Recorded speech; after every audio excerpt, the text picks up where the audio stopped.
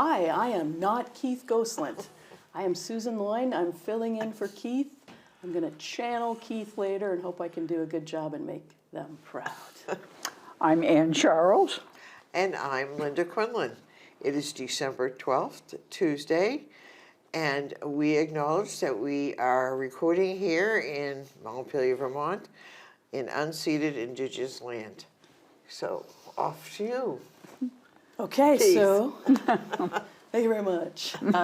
So first, I want to start with a bit of trivia. 1985, this was the first Mexican film to center specifically on an openly LGBTQ plus couple. As Keith would say, what was it? And did it have a happy ending? So I'm going to start with some events because these guys are going to bring us down. Yep. Starting with Saturday, December 23rd at 8 p.m., Babes in Bethel, co-sponsored by Down East Cider, Sweat It Out, $5 cover charge. We have Fox Market in East Montpelier. They're going to have their next queer dance party, a New Year's Eve bash, Sunday, December 31st. Woohoo!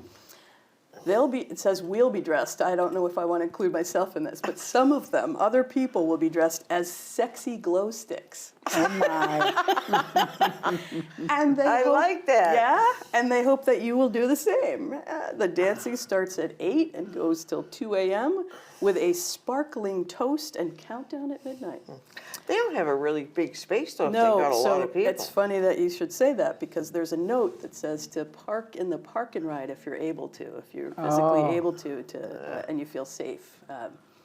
Burlington City Arts has an annual New Year's Eve celebration on December 31st. Now this sounds fun to me. 7 p.m. to 12:30 a.m.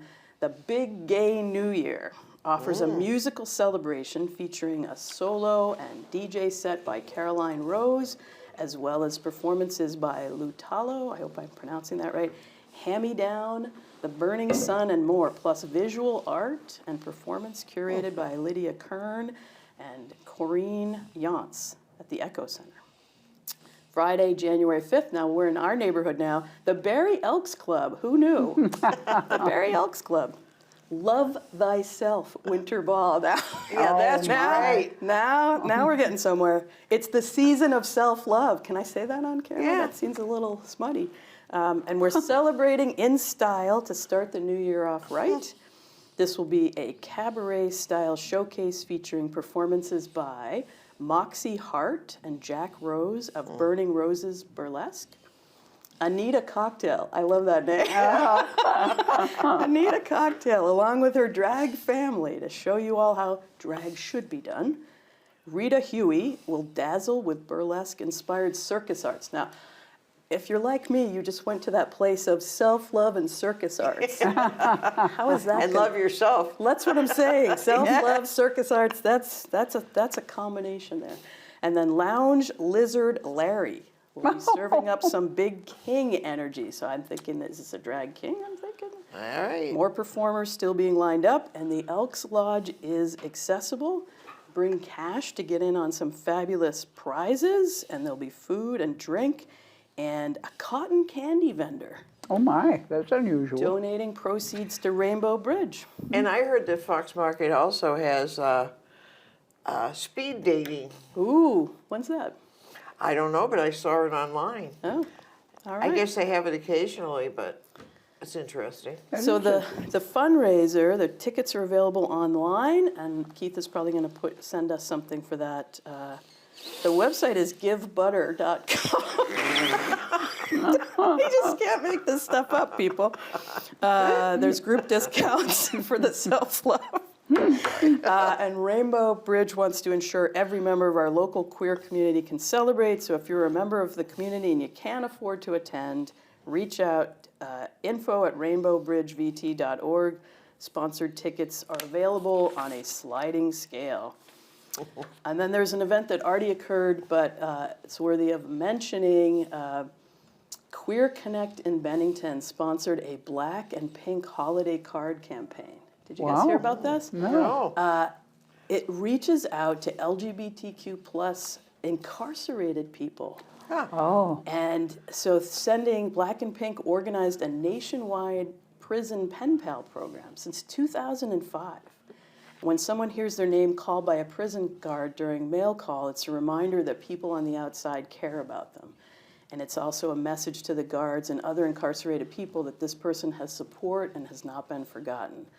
And this can be a vital tool in harm reduction, a strategy to help people who are locked up, especially queer and transgender folks. So that's cool. That's good. that is cool, and I hate to be Debbie Downer, but I also But you heard- will. but I'll launch right into it. I heard that prisons are returning LGBTQ publications that, you know, that were given letting free them to come eat. in. Like ban the books kind of stuff? Like, they're not. like if Sinister Wisdom, for example, sends subscriptions to prisoners free of charge, and they're Gotcha. getting them all back.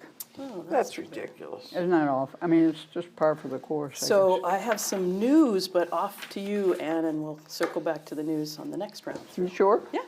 Okay. Well, I have some news too. Uplifting. Well, the first couple of stories are sort of interesting and not entirely awful. So let me inform you about the top 15 countries that are the most supportive of marriage equality. In case you were wondering, they are Sweden, number 1, Netherlands, Spain, France, Germany, Canada, Australia, United Kingdom, Italy, Japan, Argentina, and Kim reported last time about that right-wing dictator who's just been elected, Vietnam, and then 13th, the United States, 14th, Mexico, and 15th, Thailand. So that's sort of interesting, I think. That's a travel list. Pardon me? A travel list. Yes. Start with Sweden, I guess. Yeah. I've never been there. Let's go. This is kind of an obvious thing, but I thought I would chat about it for a moment. Decriminalization of gay sex boosts global HIV response. So, a new study has appeared that links legal reforms with improved HIV prevention and treatment, highlighting the critical role of decriminalizing same-sex relationships in public health. A landmark report has revealed a crucial link between the decriminalization and positive improved outcomes in HIV prevention. Matthew Cavanaugh is the principal researcher of the report, and he looked at the findings and their implications for public health, particularly in the global fight against HIV/AIDS. The report marks a notable departure from the early days of the AIDS pandemic, when most nations criminalized same-sex activity. Where stigma rates are very high, it drives people away from services, particularly if it's illegal. It's the government saying this thing is bad and therefore it should be stigmatized. Stigma itself has driven people away from services. Kavanaugh pointed out, highlighting the impact of legal reforms on the LGBTQ community.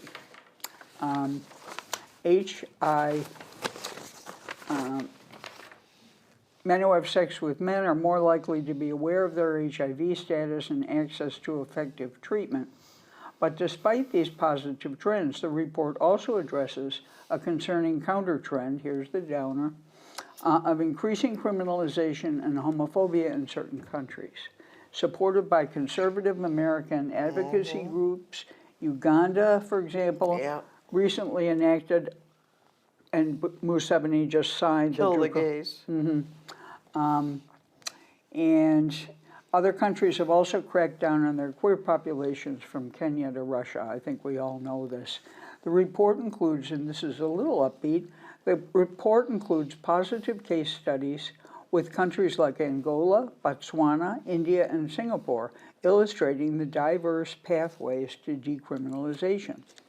Angola's approach, primarily legislative, involved revising its penal code, previously a vestige of the colonial rule, and introducing progressive anti-discrimination laws. I didn't know this about Angola. This change was partly fueled by local LGBTQ advocacy groups. And the tenor of this article is advocacy groups are driving these reforms. It's got to be tough going in some of these places. I was just reading it. I was just listening on NPR actually about how Russia is getting more and more repressive because all the creative people, all the LGBT, they've just left. They've just gone. If they can. Like Yeah. Florida, right? Yeah, And they're just gone.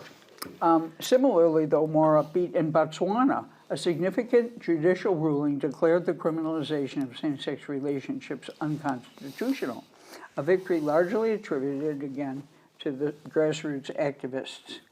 India's landmark decision to overturn Section 377, which occurred fairly recently, followed years of activism. In Singapore, the journey towards decriminalization has been more gradual, with the advocacy groups actively engaging in public education and policy dialogue, signaling a shift toward eventual reforms. So the article ends with an urge to for people to get involved and support activists on the ground. Now, I have some miserable news from the UK, which is leading more and more transphobic as time Yeah, it seems passes that on. way.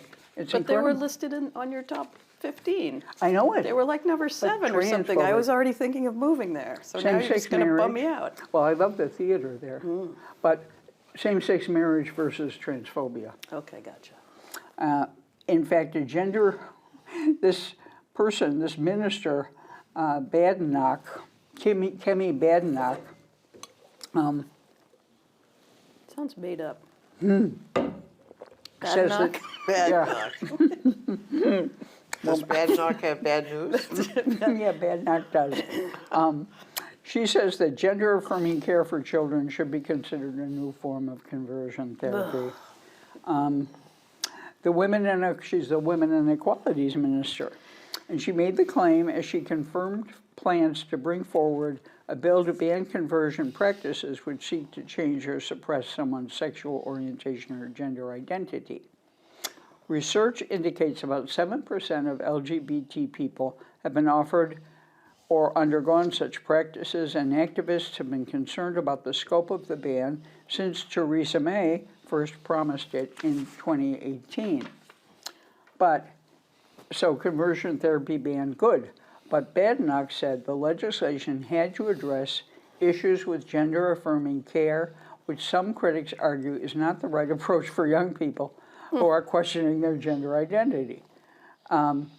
Clinicians work, so then she has this, she puts forward this celebrated example, the case of Kira Bell, who began taking beta blockers when she was 16 and then had a double mastectomy as an adult and then wanted to transition the other way and is suing the clinic.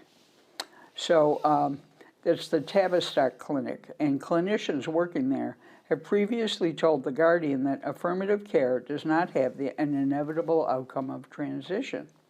They have argued instead that it involves exploring and questioning a young person's view of their identity. So Badenoch did not outline which country, so they're taking, she announced long overdue update on the list of approved countries which the UK will accept, in which the UK will accept gender recognition certificates.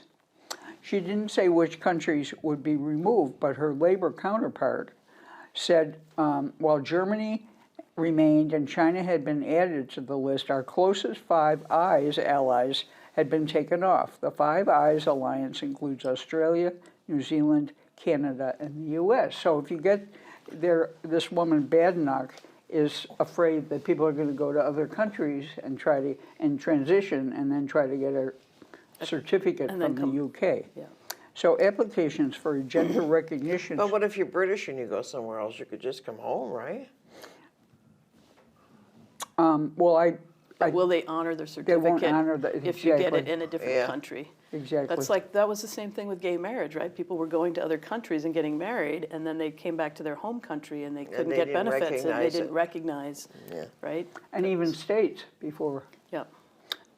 So applicants for a gender recognition certificate can be made by someone if they are 18 or older, this is in the UK, have been diagnosed with gender dysphoria in the UK, have lived in their affirmed gender for at least 2 years and plan to live this gender for the rest of their lives. So this is, and then, may I continue?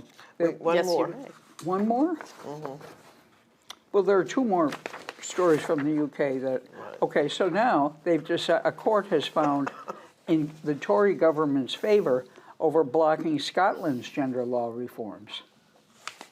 So a Scottish government lodged a court case against Westminster saying that they've got a very liberal gender recognition plan, and the UK doesn't want to accept it. So I don't know why Scotland doesn't become its own country. So now the Scottish government is going to appeal the case, and the head of Stonewall Nations at Stonewall said this bill is one of the most debated in Scottish Parliament's history and was passed by a resounding majority from all Scottish parties. This unfortunately means more uncertainty for trans people in Scotland, who will now be waiting once again to see whether they'll be able to have their gender legally recognized through a process that is in line with leading nations like Ireland, Canada, and New Zealand. And let me just tell you one more unpleasant new item from the UK. Trans women have been banned from the England ladies angling team Yeah. due to complaints of Can't go unfair fishing. strength. Yes, angling team, angling fishing. This is so creepy. People started resigning. In September, 3 members of the England ladies shore fishing team resigned because they refused to compete against a trans inmate. The former captain also quit over the issue, saying that the transgender team member had unfair strength advantage. Announcing the decision, the Angling Trust cited concerns that Hodge had an unfair strength advantage in events involving casting and dealing with strong winds and currents. And they're doing the same thing in rowing in the UK. So, Okay. yes. Well, now we'll have some good American news. By which you mean bad American news. Yeah. Minnesota State Representative Lee Fink on Tuesday called anti-trans violence an epidemic after a transgender woman was found dead by a Minneapolis light rail station with a gunshot wound to her head. Damanian Bible, 25, was charged with second-degree murder following the November 29th discovery of a slain 38-year-old Savannah Williams, according to the police, where she asked him if he wanted to engage in sex. Bible told officers he agreed, but as Williams performed oral sex on him, he felt suspicious of her and shot her in the head. Oh my God. So, and this is, I'm sure everybody's heard about this, but I kind of find it amusing. Is a sex scandal in Florida threatens the influence of state Republican Party chair Christian Ziegler and his wife. Educated cruiser Bridget Ziegler for Tom Edwards, who serves on the Sarasota County Board with Bridget Ziegler. The end can't come soon enough. The gay official earned national attention when he walked out on a school board meeting after homophobes called him an LGBTQ groomer and criticized what he wanted to do, to do with our children. Bridget Ziegler is the co-founder of Moms for Liberty, chaired the meeting where those remarks were made.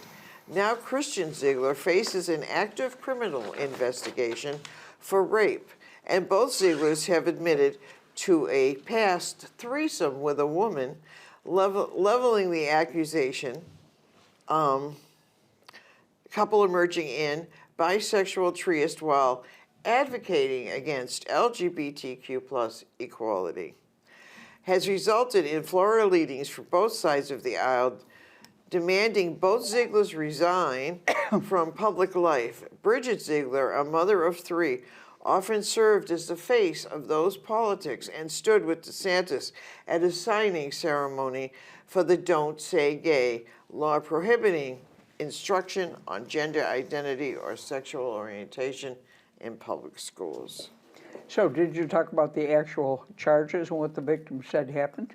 Well, the victim said that they had agreed on doing a threesome. They had done it one before or more, we don't know. And At least one. He called her and said, my wife can't come. No, he appeared at her door. No, but this was after. Oh, sorry. He said his wife wasn't coming. And she said, well, then forget it. I was more into her. Love it. And so he showed up at her door. Oh, dear. And raped her, allegedly raped her. Because, Yeah. she didn't want to have sex with just him. So, Creepy. Yep. Really creepy. It's like that other one. What was it? Graham's son was in a threesome too, wasn't he, or something? There was that whole thing. Yeah. Yeah. That was with a guy, though, I think, yeah. In striking act of defiance against book banning and statement for educational freedom in Pennsylvania, Karen Smith, the newly elected president of the Central Bucks School Board, was sworn in on a stack of frequently banned books. The moment has drawn national attention and praise on media, most notably from the super singer Pink. Smith, a Democrat who secured re-election in Central Bucks School Board, took her oath of office not with her hand on the Bible, but on books like Night by Elie Wiesel and The Bluest Eye by Toni Morrison. According to the Philadelphia Inquirer, her symbolic gesture was a direct response to the previous GOP-dominated board's policy that resulted in the banning of 2 books and challenges to 60 others due to sexualized content. Smith, an opponent of this policy, highlighted her commitment to advocating for students' freedom to read. I love Pink, too. I know. Yeah. That's good. Few would suspect that Dan Levy's first major project following the success of Schitt's Creek would be a drama about death. But here we are, eyes filled with tears and tissues in hand. Good grief. Levy's film directing debut now has a trailer, and Levy is taking us to an emotional journey, and he seems determined to make us feel every little feeling. The film follows Mark Levy, whose very comfortable life is upended when his husband Oliver, Luke Evans, unexpectedly dies. His 2 best friends, Sophie and Thomas, rally around him in the aftermath of tragedy, and the 3 embark on a soul-searching trip to Paris, where Mark uncovers some hard truths about himself and all the people he loves. So here is a clip. I've been reading that the brain is like a muscle. That's why getting over a death is so hard. Because your brain has been trained to feel things for a person. When they go away, your head is still operating under the impression that it should feel those things for that person, like muscle memory. I think we'll hold off on the will for today. Do I look older to you? I feel like I've aged a lot. No. Yes, your husband just died. You're allowed. My God. Couldn't really love you anymore. You've become my ceiling.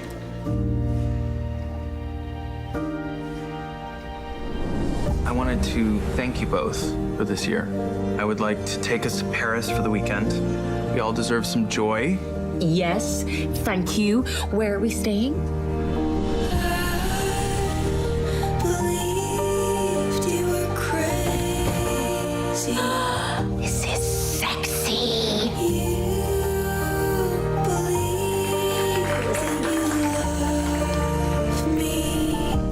miss him. It's complicated. Yeah, love is that way. You okay? Oliver met someone else. I'm sorry you're having to deal with that, but I'm allowed to feel things too. My husband officially died a year ago today. Such a meticulous person. He left behind one hell of a mess. Do you want to tell him where you ended up last night? People feel things that are inconvenient. That's okay. Believed you were crazy. Can I ask you to have a drink with me? Lose your faith. We have been here for you. We built you the nest, and we sat on you for a year. It's time to hatch. We love you. Believe This is us that you love loving you. me.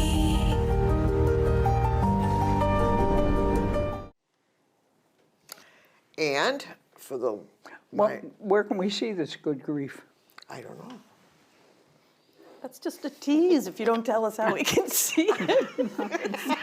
I think it's probably coming out in movie theaters, but what do I know?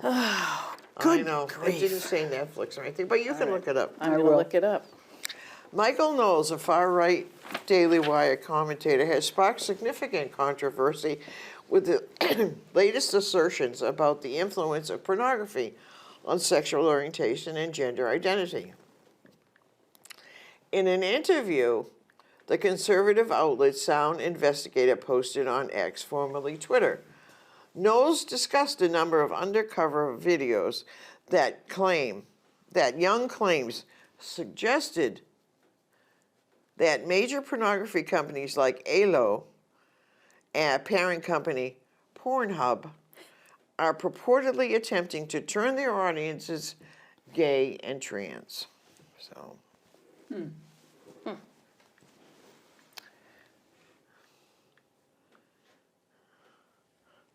Well, you can watch Good Grief on the Netflix official site. Oh, there you You can go. that's what it says here, but you can also watch it on Roku, Sundance Now, Vudu, Apple TV, or Prime Video. Oh, On- there you can go. do You got that choices. on Yeah. your Roku device. Yeah.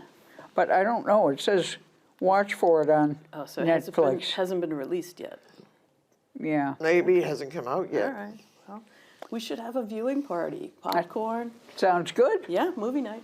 I saw this is unrelated, except it's international. I saw this, I don't know if anyone watched Rachel Maddow last night, but she had a clip.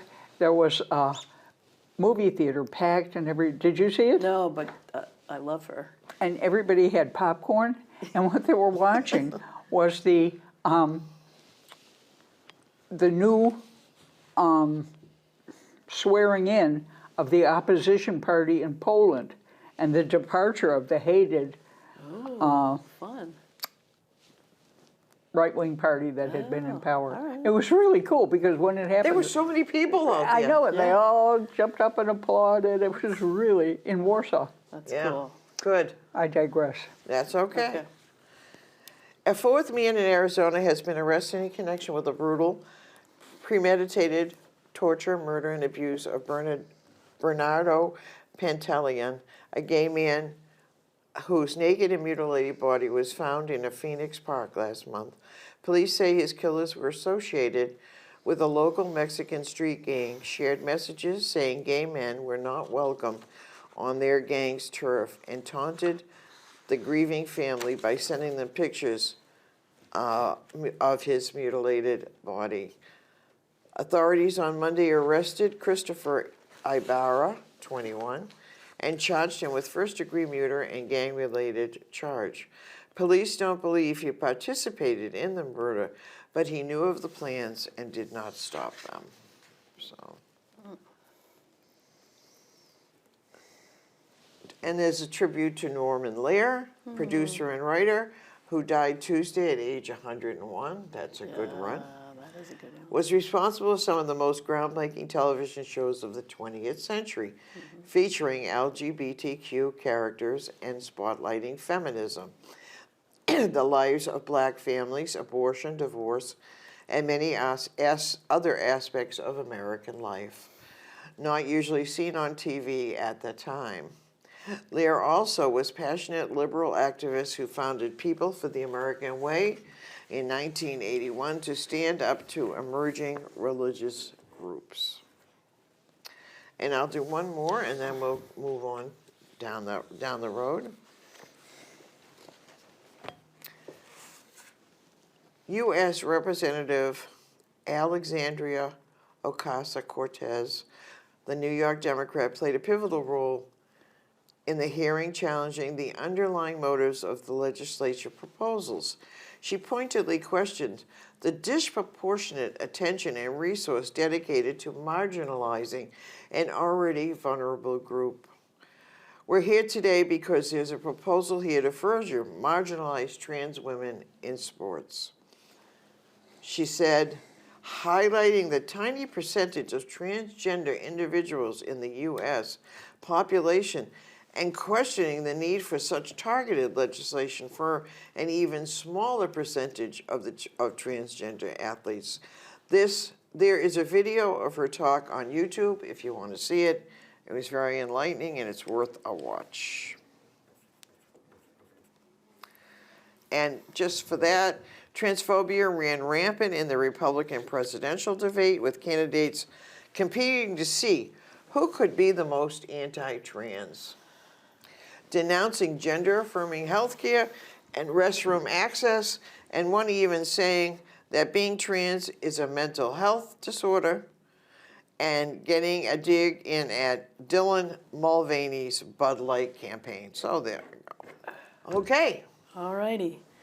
So let's lighten the mood a bit. I know. Jeez. Okay. The Green Mountain Council of the Boy Scouts in Outright, Vermont have announced a purchase and sales agreement for Camp Sunrise, 150-acre property in Addison and Rutland counties. Huh. They're gonna, Outright has a camp for LGBTQ youth called Camp Outright. What a cool idea. I love that idea. They've had to turn away over 100 kids in recent summers because they're renting a property. So now they have an opportunity to actually buy this piece of land, conserve the landscape, and ensure that this will remain a safe place where youth from Vermont can gain a powerful sense of belonging needed to grow into responsible community members. Great. I want to be a camp counselor. I want to go there. That sounds fun. Also from Outright, they're excited to share Handling with Care, a new groundbreaking resource for families and caregivers of LGBTQ youth. For many youth, the holidays evoke a mixture of emotions, from the joy of reuniting with loved ones to the anxiety of potentially facing awkward or hard conversations with family or friends. So they've come up with a tool, information and tool vocabulary lists on common words used by the LGBTQ plus community, opportunities for self-reflection, and worksheets and quick references on do's and don'ts. I love that.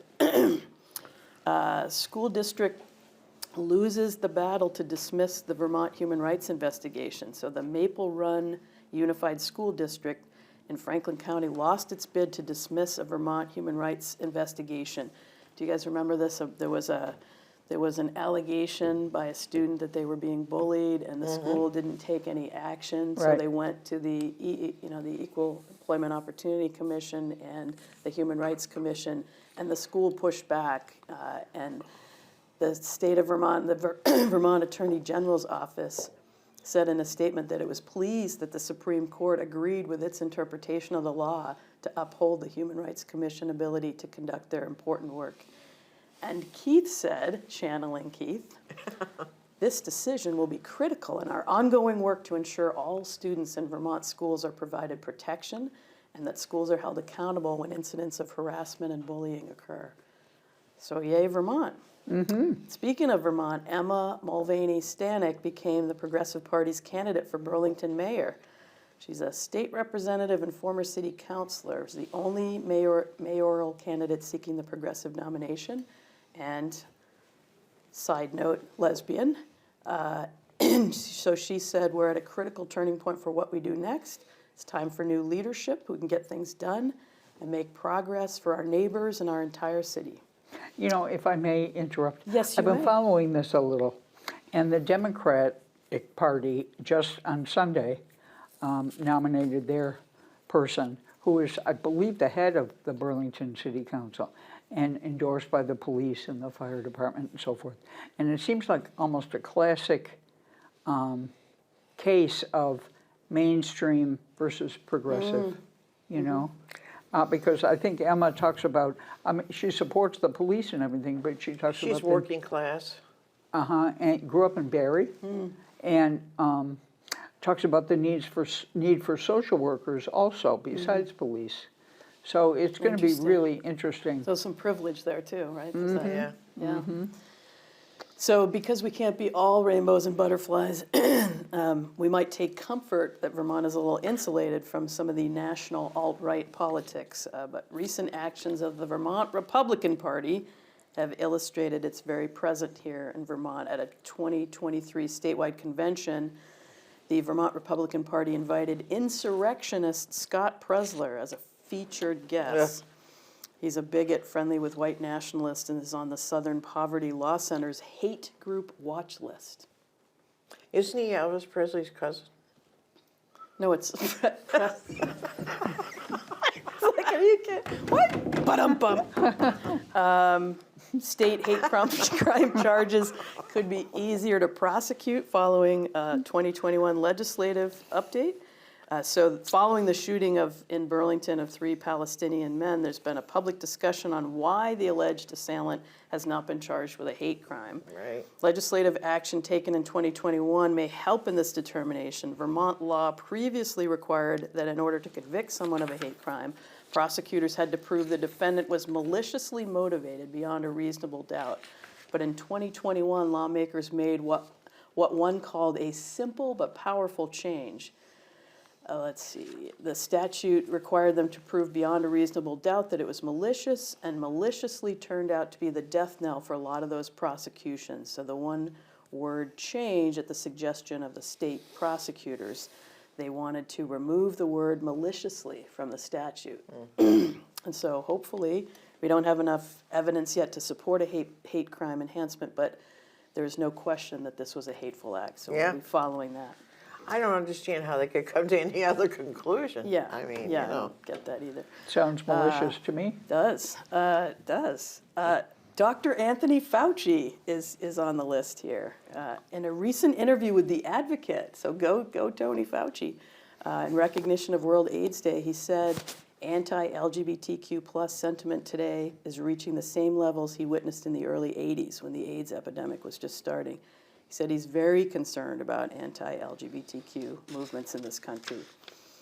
And he's very concerned about the House Speaker Mike Johnson, who wrote a foreword endorsing a book with strong anti-LGBTQ plus sentiments. And he said, you know, when somebody like Johnson writes a foreword that condemns the gay community, you should blast him in the media for doing that.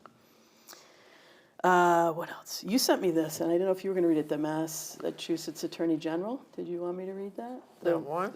Massachusetts. No, New England is your territory. Yeah. Okay. So, Massachusetts, and I'm from Massachusetts. Yeah, Wait, there we can go. I go there, or is Me it on too. is that on our no-fly zone? Can I No. never go back to I where think you lesbian should go governor. back. I can go back because I'm from. There is a lesbian governor. Yeah.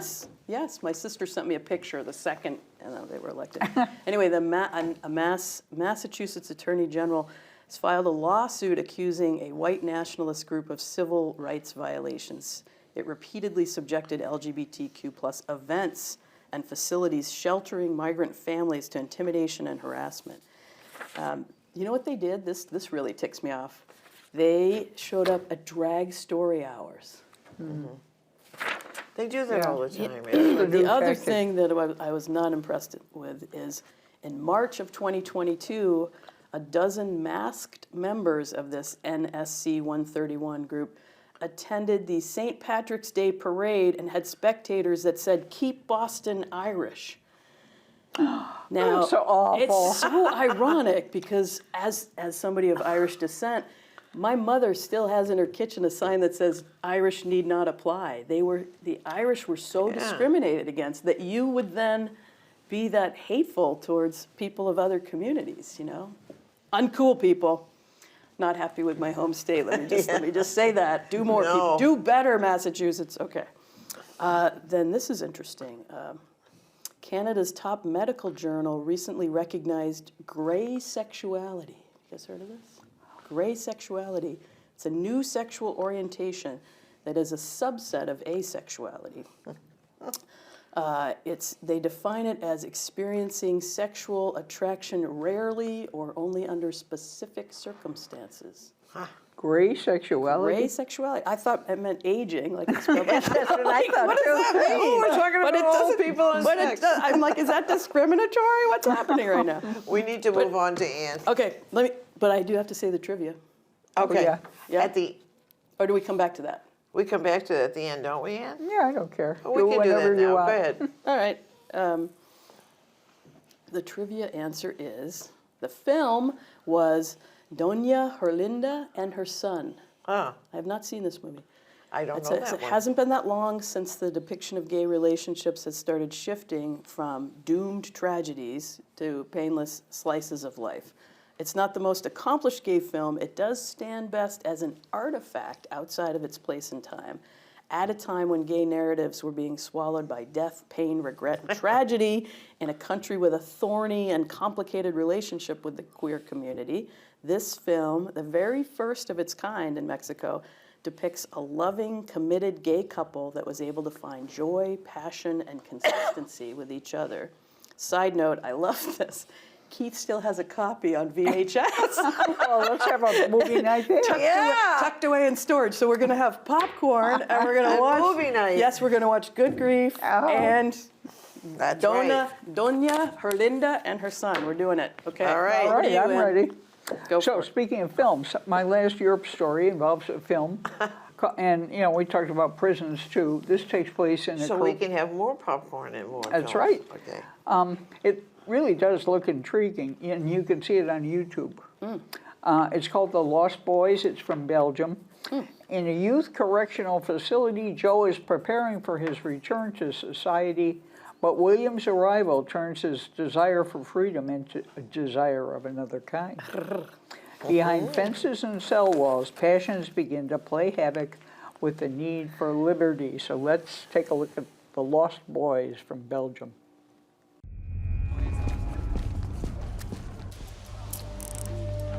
Ton audience est dans 3 semaines, Joe.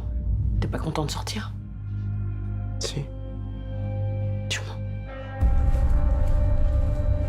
T'es sur un fil. Soit tu te redresses tout de suite, soit tu tombes.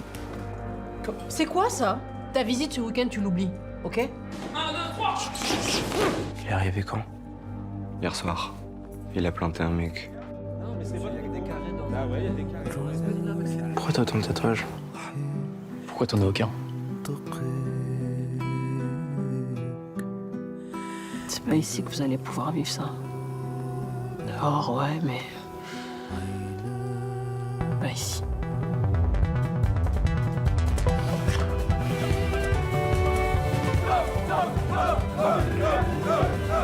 J'ai rien à perdre. Parce que j'ai jamais rien eu. Je demande pas grand-chose. Juste pas me sentir à l'écart.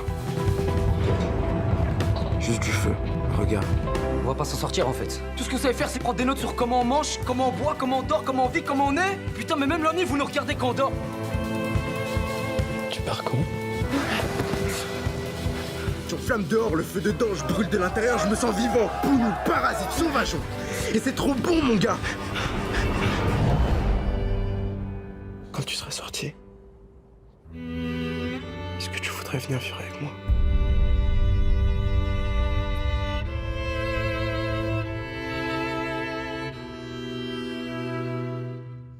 Lost Boys from Belgium.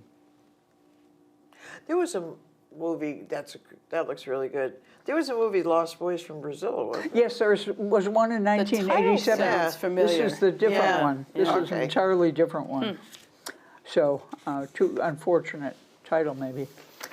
So just to follow up on what we've been saying and what Kim said on the last show, the police, she predicted, well, we all said we're going to see now that Russians passed a law outlawing international gay movements. And so now their top court has done that, and raids are beginning to occur. And 3 bars in Boston were raided. They took pictures of their passports, stripped the patrons. So it was, and I'm really disturbed that they demonized Masha Gessen, whom I love. And, Oh, I know. And I heard her report on Bucha that pissed them off, that angered them. And it was wonderful. It was so good. Well, you know, his opponent was let out of prison and never been seen again. I know, now he's lost in the I know. gulag. Well, let's now turn to Nepal in Asia. And I'd like to show you a picture of Maya Gurung and Surenda Pandey, who are celebrating the first same-sex marriage in Nepal. Groundbreaking move. It was a landmark event. They made history on Wednesday, becoming the first to officially register as same-sex marriage, which is, of course, a significant step. There's a wrinkle, though. Maya Gurung and Surenda Parley's marriage registration was set against the backdrop of the mountains west of Kathmandu. It was the first time a municipality allowed a couple of same legal sex to be married. But this is the thing, Gurung is a transgender woman, but she's legally recognized as male in the country. So they're counting that as a same-sex marriage. They held a Hindu wedding ceremony in 2017, and a former parliamentarian and key figure in the LGBTQ rights community was there. He said, after 23 years of struggle, we got this historic achievement, and finally Maya and Surenda got their marriage registered at the local administration office. So as we know, the development follows Nepal's Supreme Court's interim order earlier this year, which allowed the registration of same-sex legal couples. Nepal's gradual progression toward LGBTQ plus inclusivity has been notable, especially since a 2007 court ruling urged the government to enact changes. Was that on the list of places to go? No. Okay. On the same-sex list? No. Well, that's okay. And, No. yeah. Maybe next year. I think it's kind of scary to travel there. Aren't there a lot of plane crashes? I don't know. I don't know. We're just screwed no matter what we do. Only if you're climbing Mount Everest. Yeah, I guess. Okay, so the country recognizes the existence of transgender people and allows the option of a third gender on official documents for those who identify as male or female. The Constitution prevents discrimination based on sexual orientation. The court ordered the government to recognize that same-sex marriage conducted in Germany back in March. So Nepal's moving along. And next I have this business, and I've been following Amy Goodman's coverage of the climate summit in the UAE. And all the oil men? And how it's packed with oil people. And I reported extensively on the World Cup in Qatar, which I am the only person in the world, I think, who pronounces it Qatar. You could do it either way, but everybody, all the news people are talking about Qatar. So anyway, a gay flight attendant has been thrown out of Qatar amid anti-LGBT plus crackdown. I have a picture before you now of Gilbert Ignatius. He was celebrating his 32nd birthday on May 14th, which is my birthday also. And he was having a drink with friends in a bar in a hotel in Doha, the capital of Qatar, when he and his companions were summoned by police. He had lived in Qatar since 2016, working as a cabin crew member for state-owned Qatar Airwaves. Was he Qatarian? No, he's Indonesian. A year after Qatar hosted soccer's World Cup with promises to improve the situation of LGBTQ people. That situation is actually deteriorating. He was deported to his home country. Gilbert Ignatius was deported to his home country of Indonesia last summer, and he told his harrowing story to a British newspaper. So they're in the hotel. The police come in, celebrating his 32nd birthday. The police come in and say they want to talk to him, summoned them. A security guard told the group that officers from the Criminal Investigation Department, which is part of the nation's police service, wanted to speak to them. They were taken to a room near the hotel's entrance where the officers wiped the faces of Ignatius and others, finding somewhere wearing tinted moisturizer. Then the officers confiscated their phones and ID cards and took them to the police. And the thing about the tinted moisturizers is the police said that proved that they were Kissing? No, that they were sex workers. So they said he must be a sex worker because of his expensive accessories, which they doubted he could afford on his airline salary. And they said, how much do you earn every night? How much if you fuck him? How much if he fucks you?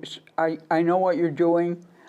He protested they had no need to engage in sex work, which is illegal in Qatar, as is gay sex, both because of his job and because his parents own a business in Indonesia.